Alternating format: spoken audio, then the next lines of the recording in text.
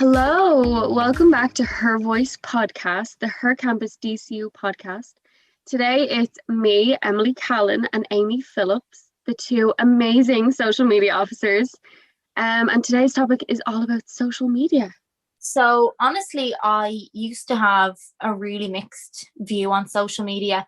Coming in as a communication student, I was thinking, obviously, I'm interested in media. I want to study media. I want to work in it. But like a lot of the time, you know, from yourself and from past experience, especially like as a teenager using social media, that it has such a negative impact on you sometimes.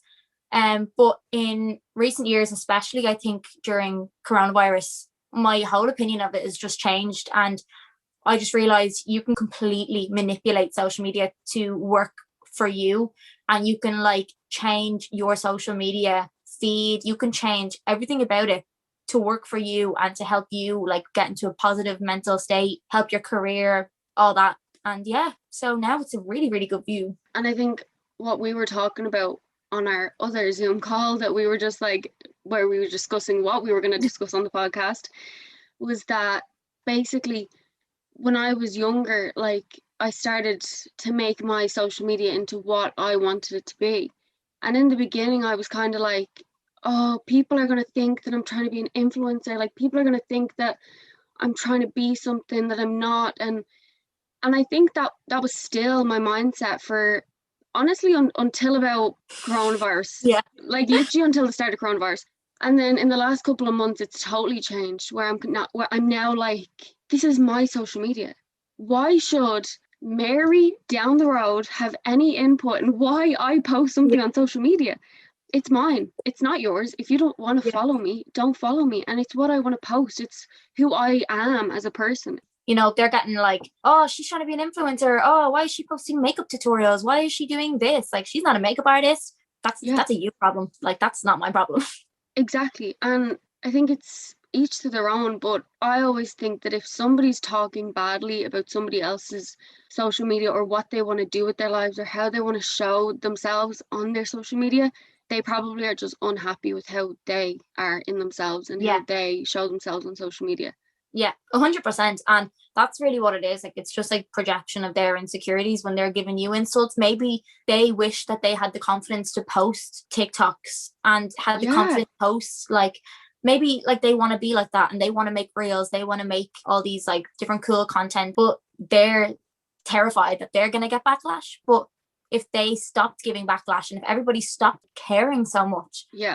And especially, I think it's what really bugged me, especially recently, is the backlash that influencers get over not promoting certain things and not talking about certain topics.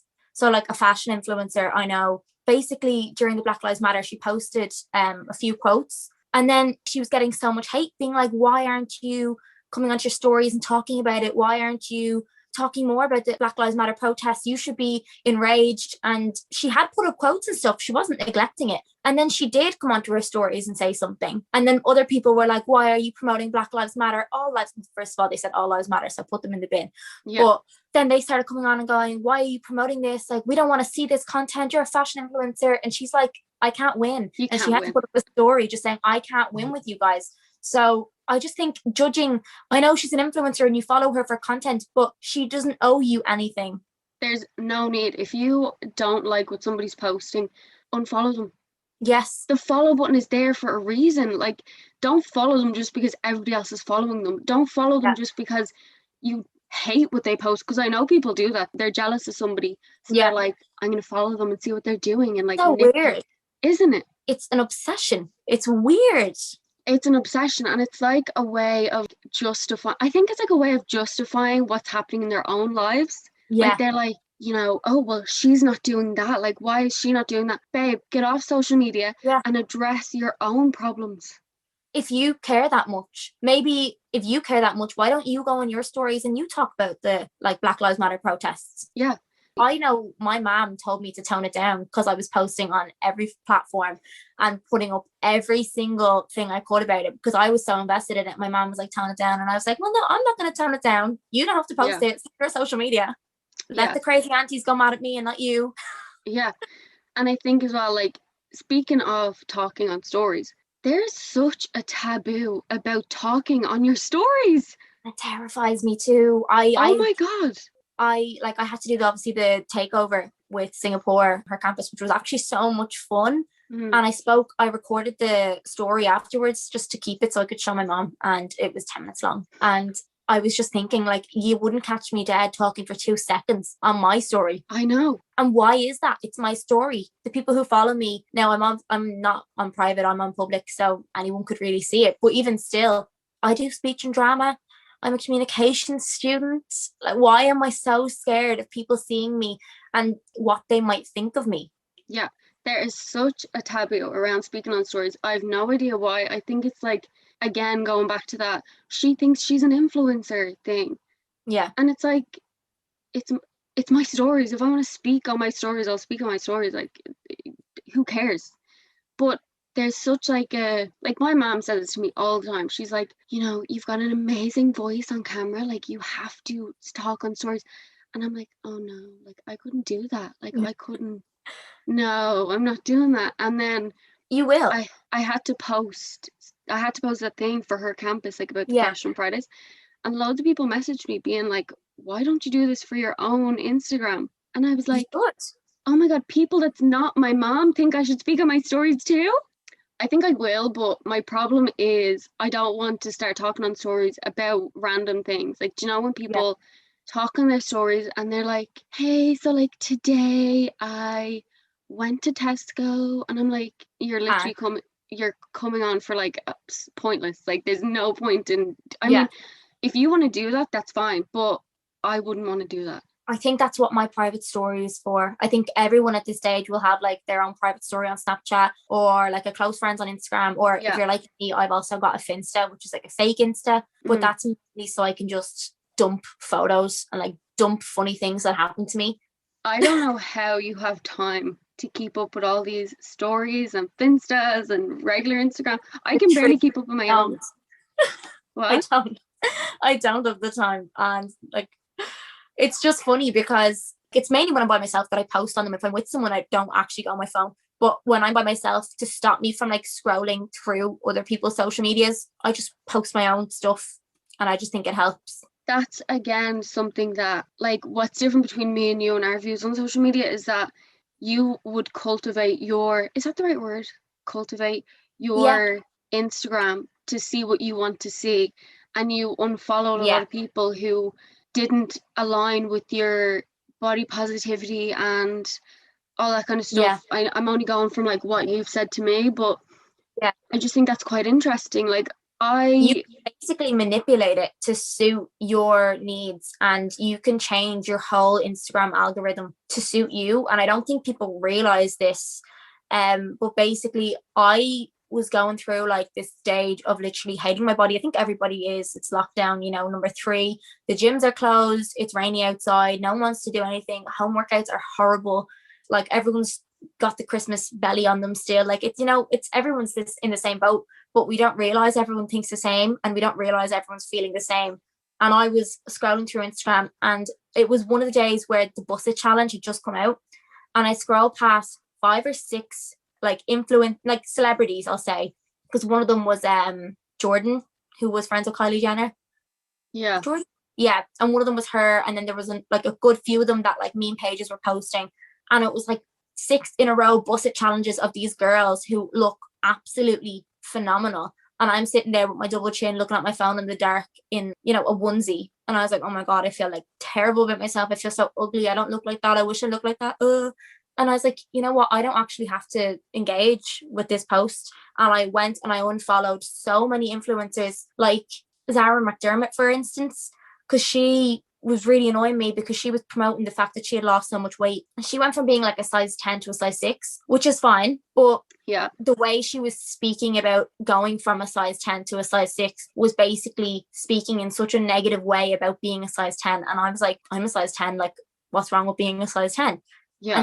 And she looked phenomenal when she was a size 10. I wouldn't mind. Like, so unfollowing people like that who promote diet culture, who can only post things about their body, can only post things about like looks and like looking good. Like, if it's fashion or makeup, I don't mind. But if it's constantly about like weight and not from a personal training point of view, I can't deal with it. I can't. So I went and unfollowed like over 200 people. Yeah, that's amazing. Yeah. And I think I only ever follow people because I want to see what they post. Yeah. And sometimes I follow people and they're on my feed and I'm like, I liked you 4 years ago, but Yeah. what you post now doesn't really go with what I like anymore. I've changed as a person so many times. Like you always Yeah. change your interests and stuff. And I think those type of people I unfollow. But I think I've been very lucky to never really compare my looks or my body to somebody else. Yeah. And as well, something that I wanted to talk about was Kendall Jenner and how Yeah. she posted that picture. And I think people like slated her on social media because she was like, she's so skinny, she's promoting this body image. For someone who She has just posted a picture. and I have a naturally slim body. Yeah. I'm naturally very bony. So when somebody's going off on Kendall Jenner for like posting her natural body, I'm like, okay, but what happened to like everybody is beautiful? What happened to like, it doesn't matter if you're a size 0 or a size 27. Like, do you know what I mean? It just, Yeah. what happened to that sort of inclusivity? Yeah. And I think we're always like, when I was younger, I used to look at magazines. I used to hate how bony I was and how I literally had no boobs, still have no boobs.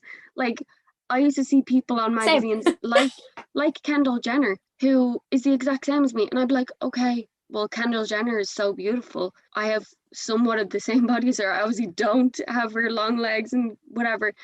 But I think, if we're going to start bashing people for putting up pictures of them being skinny, then where's the line between bashing people for fat shaming and then skinny shaming, essentially?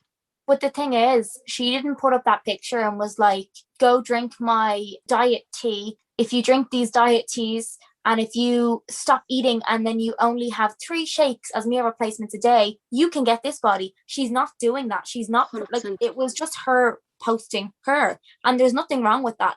So in that respect, now I don't follow the Kardashians, I don't follow the Jenners and you're allowed, like, totally. Yeah, I just can't at the moment anyway. I'm not like shaming them. Like when people put up like pictures, I'm go you, like good on you, like you're looking well. But at the moment, I just know that I need to not see that in order to put my own happiness first.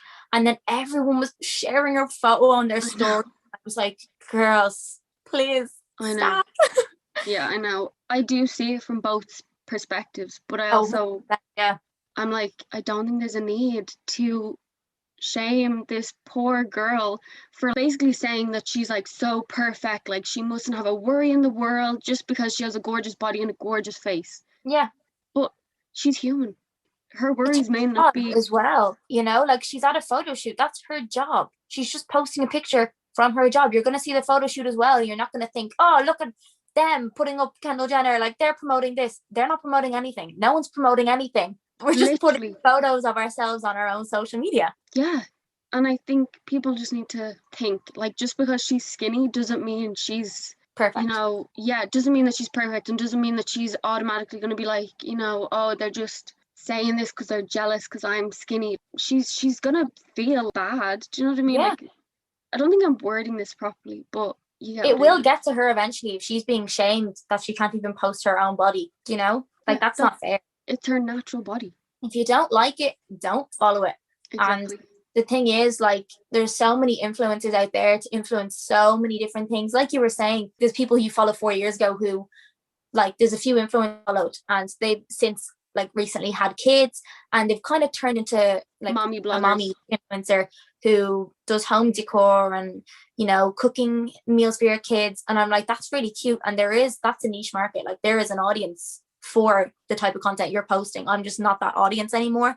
Maybe in like 5 years when I have kids, I'll come back and I'll go, actually, I've caught up with you. But right now I'm like, and it's sad to unfollow these people because you're like, I used to love you, but it just happens. Like different audiences, and it's no hate on that person, and it's no disrespect. It's just there is different audiences, and that's the thing. Like people don't realize social media is actually such an easy concept to grab, and it is really easy to do what you need to do on it once you realize what is the audience you want to post for. If you do, If you don't like, if you just want to post for yourself, that's great. But if you do want to post for an audience, you need to think about your audience and you need to think about gearing your posts towards those people. That's as simple as it is. Yeah. I was going to say about the new Instagram algorithm as well, that basically now likes don't mean as much on people's posts anymore, which is actually quite a good thing, because just because you like a meme page's pictures all the time doesn't mean you want that meme page coming up every single day above other people's posts. Whereas like I would save an awful lot of like fashion pictures. I've got about 4 million saved folders in my Instagram. I've got a clothes one, a makeup one, I've got a dance one, like loads of different things. So I would save loads of fashion pictures and different clothes that I think look nice. I would save loads of quotes as well, mindfulness quotes about like just being your best self, self-care, self-love. I'd save all that kind of stuff, and I share a lot of them on my story. I share a lot of self-care quotes onto my story. Yeah. And I started as well, instead of like mindlessly scrolling, I've started being selective in what I like. Oh my God, this was another thing that I found so interesting, because I never used to just scroll and like pictures. If I liked a picture, I actually liked it, or I liked the person. I still do. Like if I like your picture, it means I've actually taken the time to look at the picture, appreciate it, and like it, to show that I actually like it. I was younger in like secondary school and stuff. I would literally scroll and like genuinely at lightning speed, because I just was going through celebrities, and like they're all people you go to school with. Since school, you obviously branch out and you meet so much more people through things like work, through things like college, all that kind of thing. And I just found myself in the last year stopping and not liking photos of people. And it's not that I'm like, I don't like this person, I don't like this picture. It's just okay.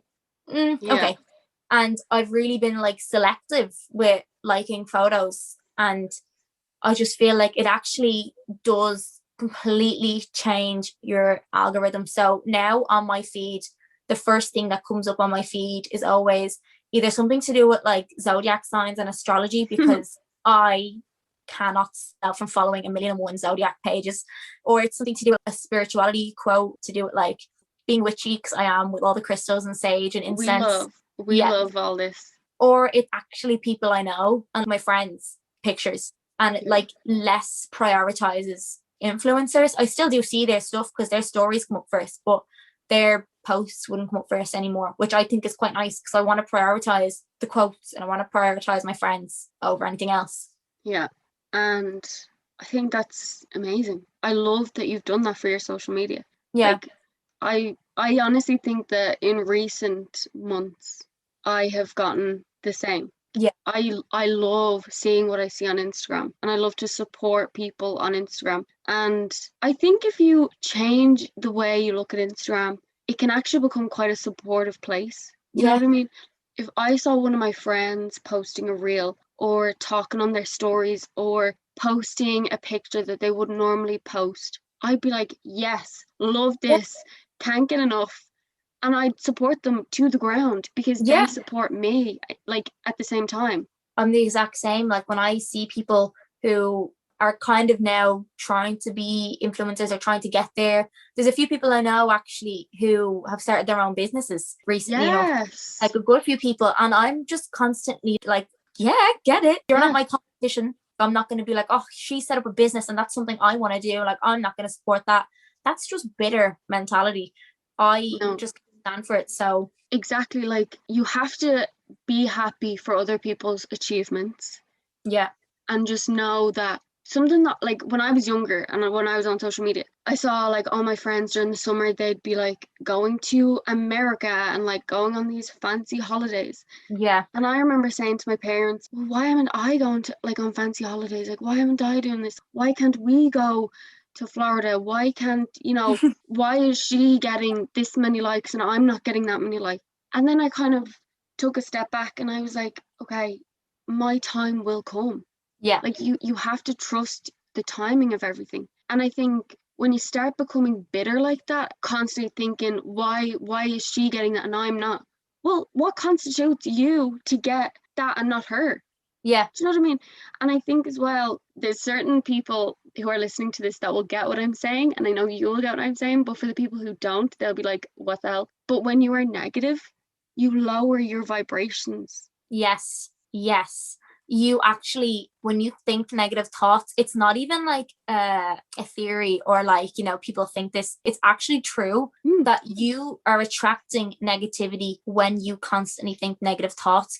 That's why I wake up every single day. I light my incense. I have 40 boxes of different ones. I light my incense, I light my candle, I open both my blinds in my room to let whatever light there is in. And I just will do a daily affirmation every day. There's a page I follow called Moono Mems or something like that. Yeah. It's really good. Every day they post a daily affirmation. And if you just look at it and say it like 5 or 6 times, you just feel so much better. And they're always so short and simple, like, I am proud of myself. Yeah. I deserve everything good coming into my life. Yeah. Just small things. And it just sets you in the right frame of mind, like what you were saying. But even I've started like writing down 3 things, at least 3 things that I'm grateful for before I go to bed, or when I wake up, or if I'm just feeling really grateful or equally in a really bad mood. Writing down those things that you're grateful for completely changes your mood. You just become 100% does. a totally different person. Like, I have the best family, I have the best people around me, I'm healthy, I have a home. You just start to snowball into this like, wow, my life is actually really good. I'm so lucky. A positive bubble. Completely, like a positive bubble. And even I was talking to my friend last night, and she was just like having a shit time with lockdown and everything. Like, and I said to her, write down at least 3 things you're grateful for, and I promise you, you will feel so much better. You do. You feel so much better. And the thing as well that I've started doing, I know we're talking about social media. So at the start of the day, I try my best to not wake up and go on my phone straight away. I know I want to, but you just shouldn't. I think now I get up, I light my incense, I do my daily affirmation, and then I'll go on my phone. And the same nighttime, like I do sometimes do it. I'm guilty of it. I think everybody is, going through social media aimlessly, just looking at people's stuff and just looking through TikTok aimlessly and then going straight to sleep. But I found like what I last look at and like the kind of content that I last look at really affects me then in my dreams. And I can have a really good dream or a really bad dream. If I'm in a bad state of mind and I'm scrolling through Instagram celebrities who are all promoting diet culture, who are all, no hate to the Kardashians, but when Khloe Kardashian put up the shakes that she was having, even though she has a personal trainer and she has a nutritionist, but apparently the shakes are what made her lose weight, which we know is not true. Like that kind of thing coming up on your feed the whole time, and then you comparing yourself, and then, you know, just kind of getting bitter and, oh, that person looks so happy. How are they having a good time in lockdown? And then you turn off your phone, you go straight to sleep. You're going to have a terrible sleep. Yeah. But if you put your phone down and do something, I journal all the time, and I think it's so much better when you go to sleep, because the last thing you've written down is what you're grateful for.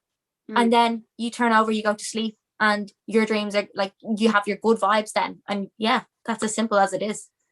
I think as well, like something that's just popped into my head is we're very big on the law of attraction and vibrations, and what's meant for you will come to you and you'll attract it, whatever.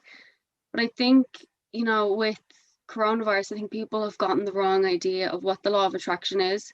And I think people have been like, once you say this, it will come true. And like, why can't I just say coronavirus is over and then it's over? I don't think law of attraction is that literal. I honestly think, because when you say to yourself, I am worthy of this opportunity, I am worthy of this love, I am attracting these things into my life, your mind changes. And I think that's what happens. The actions change with it too. Your actions change, yeah. So before, if you're in this negative bubble of like, well, I'm never going to get a job, we're never going to get out of this lockdown, I'm never going to do whatever. Yeah, you are never going to do it, because you're just a negative person. You're also going to end up sitting in your house for the whole lockdown, just feeling angry and feeling like resentment. And I know everybody does feel some sort of like resentment. Everybody is kind of at this stage just annoyed with the government. And I get that. But I think sitting there and thinking, oh, I'm not going to bother doing anything is just doing worse than it is doing good. If you think, right, okay, today's a new day, I'm going to go out and I'm going to go on a walk and I'm going to explore a different walk, like a new route in my 5K. Yeah. I'm going to go get a takeaway cup of coffee. and I'm just gonna take in the sunshine that we're having today for once. Yeah. Do you know what I mean? It's just more positivity when you think positive thoughts, and when you start trying to force yourself to see the positivity, you actually end up seeing it yourself. It's like the fake laughing thing. If you keep forcing yourself to fake laugh, you actually start laughing because that's funny. Like, it's funny. Yeah. So, And if you smile for a certain amount of time, your smile will become a real smile, regardless of if it was fake to begin with. Yeah. And as well, like going back to your thing of like, if you see the positive things in life, you become a more positive person. Equally, if you're constantly like, I will get that new job, the new job is coming my way, or opportunities are coming my way, you will see opportunities. You will see everything as an opportunity for bettering yourself, for being a better person, for being a happier person. Yeah. So I honestly think when people are like, the law of attraction isn't working. Like, I asked for a new Ferrari and there's no new Ferrari out my garden. The law of attraction is not a magic genie that's going to grant your every wish. Like, that's not how it works. Like, when people pray to God and go, God, will you please make sure that I have enough money in my bank account so I can buy a Ferrari when I wake up tomorrow morning? That's not real. That's not true. You have to think, right, I really want a car. I really want a car. And my goal, by the way, for 2021 was by the end of the year, I'm going to have a car, and I'm going to have, because I need to do my driving lessons and my driving test. But I said by the end of 21, I will have that done. But am I just going to sit back and try and the universe will do it for me? No, it won't. It will help if I try. So I have got, like, I'm saving up my money now in the credit union so that when I take out my loan for my car and my insurance, like, I can pay off a bit of it up front.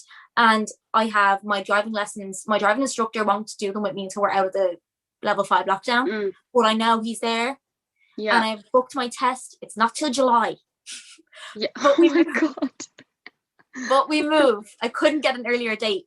But like that, you have to push these things. Like, I'm saving now for my car, and I'm doing these things so that when the opportunity arises, I'm ready for it, and I'm not just like, oh, universe will just fall into my hands. It's like it's not gonna work. And I think people just need to get over that fact of like, it's not a magic wand. It's actually about, putting it out there and setting those goals and really working towards those goals. And the universe will follow if that's what's meant to be. Yeah. Like, the universe doesn't owe you anything. Not like, nobody is owed anything in this life. You have to get out. But it's just the way it is. So if you really want something, just do the small steps to get yourself towards it. And if you're, attracting those good vibes, if you're like thinking, I can do this, look, I made this small step towards it today, be that small step something as simple as putting €5 away. That's the start of your savings for, if you want to go traveling, for instance. Like, you're doing these small steps, and as much, if you're just attracting those good thoughts, the universe will help you as much as it can, but it's not a genie in a bottle, Yeah, I feel you. I vibe with you. I wanted to say as well, actually, I know this isn't 100% about social media, but it is about like your phone. The apps that you have on your phone as well are like so important. I think, like, in terms of changing your usage of your phone and your social media from a college student to like your career, especially if you want a career in social media and all that stuff, like the actual apps you have on your phone can really help you. And I don't think people realize that. What kind of apps do you have, Amy? So I have like Canva, for instance, obviously for HerCampus, for the social media officer, like for making posters and stuff like that. And I found it really easy, and it's going to help me. I'm downloading Illustrator, which is like the graphic design. And I was talking to somebody who's actually the brand design officer for HerCampus Sober Sock, or HerCampus Sober Sock? No, DCU Sober Sock. And basically, he was just telling me that if you start off on Canva, it makes it so much easier for then you to go onto Illustrator and start like, designing and creating your own images then. So Illustrator is another one. But Visco, for instance, for like editing your pictures, there's a good few video editing apps as well, like Splice and all these different types. There's one, and I can't remember, but you can change the background on your pictures. something as well about social media that you were kind of talking about. If you want to get into social media as a job, or you want to get into that kind of area, like I want to get into fashion. I kind of want to use my social media as nearly like a portfolio. So my Oh yeah, future employer can like look at my social media and be like, okay, she's, been putting the work in for a long time. This is obviously what she yeah, wants to do. She hasn't just kind of thought, actually, I think I might just like do something to do with fashion or whatever. They can see your potential. They can see that you're working hard yeah. on social media. And if you use it right, you can use it in your favor. Because in school, they always told us, careful what you post on social media. If you're on public and you're looking up, you're going for a job, people can search your name into the Google search bar and your pictures will come up even if you're on private, and they actually scared you. Yeah. But that can work to your advantage as well. I know for a fact that I'm probably going to have to just deactivate my whole Twitter when I'm looking for a job. I am Amy, so political. I'm your so. Twitter, it's the funniest thing. Honest to God, it's so funny. Will an employer think it's funny? We shall find out in the near We future. shall find out. If But they don't, they're not the right employer for you, chicken. that's actually very true. Maybe I'll just change my name and my username. But definitely for things like Instagram and things like well, Snapchat doesn't really make a difference. They go in 24 hours. But for things like Instagram and Facebook, just being like mindful about what you post and stuff like that. And if you're posting about like issues that will relate to what you actually want to do in the future. So I know I want to go into advertising, so it doesn't really, there's nothing necessarily like groundbreaking I need to post, because I don't know what I could be advertising for when I go into that job sector. I just know for a fact, if it is like an office job and I'm, let's just say, like, doing a 9 to 5 in like advertising, marketing, anything like that, probably won't matter what I put on my.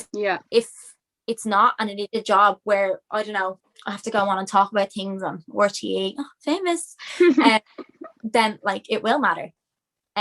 But the whole fact that employers can and might look you up, that shouldn't be a bad thing. Just, again, manipulate it to suit you. Like you're doing with your fashion, and you're doing all your reels and stuff at the moment. Yeah. And I think when I was younger and when I was first using Instagram, I don't think, or any social media, I don't think I really thought that much into it. But I am a reserved kind of person. So I wouldn't ever post, really outspoken things or out there photos. But what I always thought to myself, and what I say to my sister all the time, who's only kind of starting with social media, is whatever you post on social media, would you be okay with sending that to our nana and granddad? Would you be okay with our grandparents seeing what you post? And whether that's something you say or whether that's something that you post, like a picture you post, I would send, and I have, like, my granddad loves my reels. Like, probably the biggest supporter. He loves my reels, and like all my family loved them. And I think it also helps to have my mom on my social media. Like, my mom follows me on social media. So does mine. So does my aunties and stuff. And if I posted anything that was like weird, they'd be the first to be like, what are you posting? Like, what is this? And my mom especially, I show her, a lot of times she's my photographer. So like, she knows what I'm posting. But I'll always show her the pictures and be like, is this okay to post? And she'd be like, yeah, it's beautiful. But she's not biased, because she knows when to tell me they're not good pictures. She's not afraid. She'd be like, no, that's so boring. Don't post it.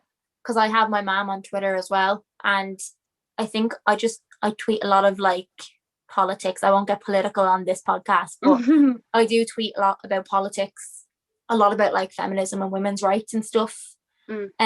Which is like, I don't know, like I'm like, I don't want to ever delete my Twitter, because everything I say I stand by. And to be honest, if an employer ever asks me, well, what's your stance on this, I'd be like, go check out my Twitter.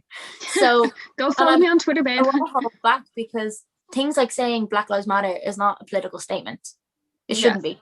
No. So like me putting that on my Twitter, is that like, would people, like employers, think that's controversial? They shouldn't. No. Like feminism, I believe that whole movement, tweeting about all this stuff, tweeting about like sex workers and like OnlyFans, the respect and the lack of respect for like the women in it. Yet when there's a guy who does it from Dublin who's married with a kid, and all the comments underneath that on like article on Facebook were all like, go on lad, get yours, he's bringing home the bread, isn't he? But I was only speaking to my parents about this. Are we living in the Middle Ages? Like, why are men constantly, seen as stronger? And like, one thing that I always think back to is, I can't remember who it was. I think it might have been Emma Watson. And she was like, if I'm on set and I'm telling somebody what to do, it's like, oh, she's a bit bossy today. Oh, like whatever. If a man was to say the exact same thing, he's like strong and like knows what he wants and all this. Nicki Minaj said something like that. She goes, if I speak my mind, I'm a bitch. Except she has a New York accent, so she sounds deadly. But if a man says it, he's a boss. Yeah. So like when a man does something, he's a boss, but if I do it, I'm a bitch. Yeah. Same with like Lady Gaga, I think, said something along those same lines. And it's so true. Like, why are men treated differently? Yeah. And equally, women, it's like men can't cry, men can't show emotion, men have to be the strong person. Yeah. They constantly have to be the breadwinner. Like, you'd never see like a stay-at-home dad. It's always like the stay-at-home mom. It's like, oh, you're so good taking care of your kids. That's what really annoyed me about like the icks thing. I was looking, I know some of them are jokes, but the icks were like when he takes a selfie, and I was like, okay, look at your page. Do you take selfies? Oh, look, every single picture is a selfie. You're a hypocrite. Move on. Or it's like when he takes a bath, and then on her story, she is like, the picture of the knee that everyone takes in the bath. Everybody knows. So he can't have a bath, but you can have a bath. What? Just make it make sense. Honestly, it's so backwards. And one thing I will talk about, I will stand by Harry Styles till the day I die. Yes. Him in that dress. I'm not sure if we've already spoken about this on the Her Voice podcast, but Candace Owens saying, bring back manly men. Yeah. I was like, excuse me? I know. And the whole like men not being able to wear makeup thing annoys me as well. Or like, when men wear like nail varnish, I think that's cool. Makeup, beauty accessories like nail varnish, jewelry, clothes that you wear are all forms of self-expression. The same way like your hair can be, So if someone wants to paint their nails and, wear eyeliner and they're a boy, let them. Like, it's Yeah, and I think as well, like, Candace Owens, like, one thing that kept sticking out in my head was, okay, so do you not wear trousers then? Do you not wear suits? Do you not wear blazers? Do you not wear runners? Like, bring back girly girls. Like, oh, sorry, you're not allowed to wear tracksuits anymore? Yeah. Sorry, oh, you have to wear makeup because you're a girl. Like, that's exactly. It's mad. And the thing is, if a man was ever to like come on publicly and be like, oh my god, this girl's wearing, a suit kind of like attire, like Zendaya always wears suits. She looks so good when she wears, like, if someone was to come on and like criticize her for wearing a suit, and she has her hair tied back wearing it once, I think, I can't remember which one it was, but imagine a man came on and was like, her hair's tied back, she's wearing a suit. Bring back girly girls. Like, they'd be slaughtered. Like, yes, because you just don't comment on things like that. No, I think people, like, I always feel like, we're going forward, we're moving forward with things, we're evolving as people, whatever. And then you see stuff like that and you're like, it's so ingrained in our brains to think this certain way that it's literally never going to go away. I know. I'm just hoping, though, the generation below us will at least start to hopefully... It'll get better and better, I think, by generation. Yeah, and, like, my little brother, like, he's only 7, but a couple of times he's seen me paint my nails, and he's like, will you paint mine? And I'm like, of course I will. Like, I love this. Like, I want him to be able to choose if he wants to paint his nails, grand. If he wants to wear jewelry, grand. If he wants to play with Barbies, grand. But it's funny because it's nearly ingrained in them. like what, as such a young age, at what to like, you know what I mean? This is as well what I was only thinking of the other day. You know, when people are like, oh, how did you come out to your parents, or coming out to your parents as like gay or like lesbian or, you know, trans, whatever it is. Yeah. Why is there a need to even come out? Why are humans just born and we're assuming that they're straight and they're cis? Why can we In not this just, day and age. yeah, like when they're born, don't assume what their sexual preference is, so they won't ever have to come out. You know Yeah. what I mean? Straight is not Yeah. If I, like, my parents are so, like, unbelievably supportive. Like, it's unreal. They're so supportive. Yeah. And if I brought home a boy, they'd be like, hey, like, great. If I brought home a girl, they'd be like, hey, great. Yeah. I actually don't think they'd care. And Yeah. I would want the exact same for my kids. Like, I would never want them to feel that they had to say to me, like, I like guys or I like girls. I would Yeah. never want them to have to feel that, like, awkward, you know, are they going to think of me different? Like having to come out, like all that stuff. Like, Yeah. they can just turn around and be like, oh, so there's this girl I like. You know, if my sister's like, she's turning 11 next week, I would prefer her to just turn around to me and be like, right, so there's this girl I like in my class, and I really want her to be my girlfriend. Like, what do you think she's gonna say? Rather than be like, okay, so I think I'm lesbian. It doesn't have to be such a big thing. Like, why do we even assume? Why? Like, I don't even assume that she's straight. You know what I mean? She hasn't said otherwise. So I do think that it is changing, though. I do think that it's becoming more and more just like, I'm not going to put a label on my sexuality. I think that's the best way to be, because there's no assuming, there's no, like, you know. And there's so many different ones now as well. And people really annoy me when they're like, no, there's only 2 genders. There's only 2. No, because there could be women born without a uterus. There could, like, there's trans people who, you know, after they transitioned, maybe they haven't like undergone any surgeries, but they identify as a man and they, you know, will be transitioning. You know, that's a man and you need to respect that. Although like they have like their body organs and stuff say different. But there's so many different genders and like sexualities now. Like, even my mom couldn't get over the difference the other day when I said pansexual is not the same as bisexual. And she was like, what? And I had to like inform her. I was like, no, bisexual is that I like men and women. But pansexual is that it's like, no, it actually doesn't matter if the person is a man, a woman, trans. They could be non-binary. It does not matter. A soul. You love a soul. You don't love a person. But I think, like, I love you for the person you are, not like your gender and your body organs. You know. Yeah. And I genuinely think people just need to stop caring so much. Is it your gender? Is it your body? Literally going back to, is it your social media? No, it's mine. Yeah. So why should you care? Yeah. That's the big takeaway from this podcast. If it's not yours, you shouldn't care. Yeah. I think that's a really nice place to leave it for today. Yeah. That podcast. Yeah. That was really fun. Yeah. Drifted an awful lot. It drifted an awful lot. Well, to you, listener, this is so weird. Thank you. Thank you for listening. I hope you subscribe and follow. Subscribe to our channel. Subscribe to the podcast, the HerVoice podcast. We hope you've enjoyed it, and hopefully you enjoy the rest of our podcast episodes. It's not always going to be me. We hope you learned something new about social media. You know, hopefully you just took something away. And if you didn't take any useful information away, this is useful information. You are a boss bitch. Yes, Amy. That's information to take from this podcast. And that's the perfect last sentence. Okay. Bye. Bye.